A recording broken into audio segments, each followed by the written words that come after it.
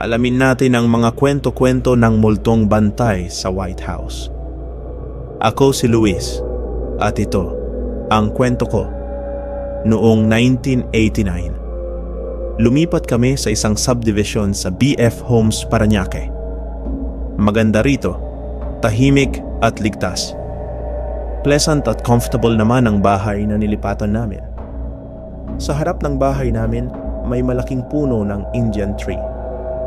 Pero ang nakatawag ng pansin ko ay ang malaking puting bahay sa tapat. Tinatawag itong White House ng mga tao rito. Palagi itong bakante at kahit maraming nangungupahan dito, walang tumatagal. Marami akong naririnig na kwento tungkol sa White House. Minsan, nakapasok kami dito ng kababata kong si Rico. Nakilala namin ang anak ng nangungupahan at pinayagan niya kaming pumasok sa White House. Sa loob ng bahay, parang mabigat ang hangin. Para bang may mga nangyari doon na hindi maganda. Nang lumabas ang movie na Mighty Ducks at nauso ang rollerblades, naglaro kami sa tapat ng bahay namin.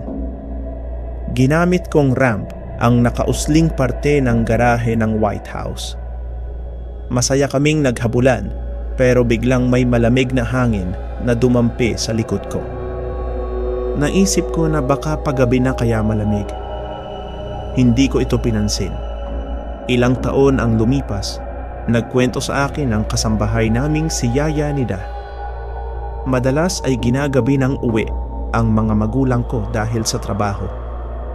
Kaya si Yaya Nida ang naghihintay sa kanila sa den, malapit sa garahe. Mag-subscribe kay Kanto Kwento para sa higit pang kakatakutan. Isang gabi, habang naghihintay siya, akala niya narinig na niya ang busina ng kotse nila mama. Kaya sumilip siya sa labas. Nakita niya ang isang babaeng nakaputi sa garahe ng White House. Naisip niya na bantay ito sa kabilang bahay at baka nagyoyosi lang. Palabas na sana siya para kausapin ang babae nang bigla siyang kinilabutan. Habang nakatingin sa kanya ang babae, unti-unti itong lumapit. Pero nakalutang. Hindi siya makagalaw sa takot.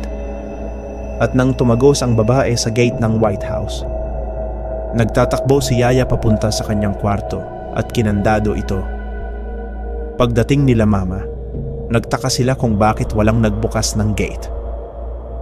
Hindi na sinabi ni Yaya ang nakita niya at sinabing napasarap lang ang tulog niya. Simula noon, palagi nang takot si Yaya tuwing gabi. Lagi niyang nararamdaman na may nagmamasid sa kanya mula sa garahe ng White House.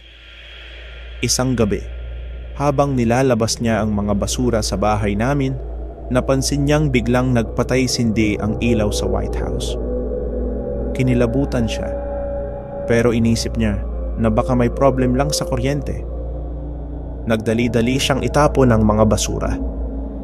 Ngunit nang mapalingon ulit si Yaya sa bahay na yon, nandoon ulit ang babaeng nakaputi sa garahe sa tapat. Natakot siya ng todo.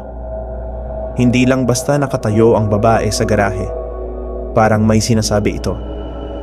Pero walang tunog na lumalabas sa kanyang bibig. At bigla na lang daw itong naglaho. Hindi na nagatubiling magpaalam si Yaya at umalis na sa amin.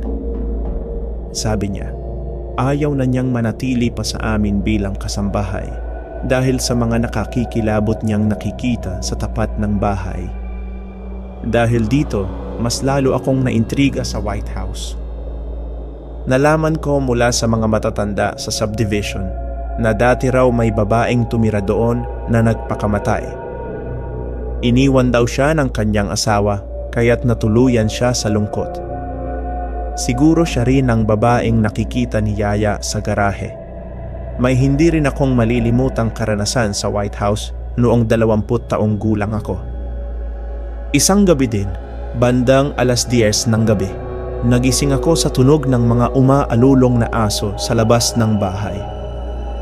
Ang bintana ng kwarto ko sa taas ay nakatapat sa mismong White House, kaya napasilip ako para tignan kung bakit ang ingay ng mga aso. Pagtingin ko sa bintana, nakita ko ang babaeng nakaputi. Nakatingin siya sa bahay namin, pero ngayon may kakaiba. Mumiti siya, pero hindi ito masaya. Ngiting parang may galit. Bago pa ako makagalaw, nakita ko siyang papunta sa gate namin. At bigla siyang naglaho.